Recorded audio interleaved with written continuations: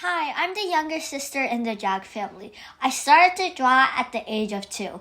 At the beginning, it was crayon color pencils. Starting from last year, when I was 7, my sister taught me to use Procreate to draw. So I wanted to begin with a little bit of a hard thing.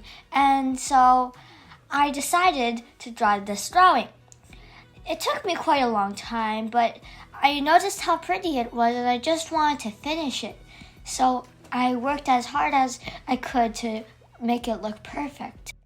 It was also, at first it was also really annoying because I didn't like how the trees looked, I didn't like how the background looked, and I didn't know where the fox came from. And then suddenly, I just was happy.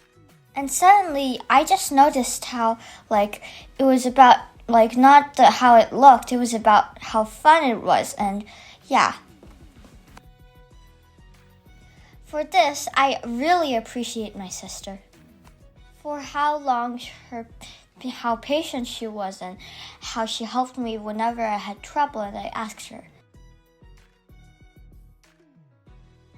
Thanks for watching. If you like our content, please make sure to click the subscribe, like, and share button and leave a comment.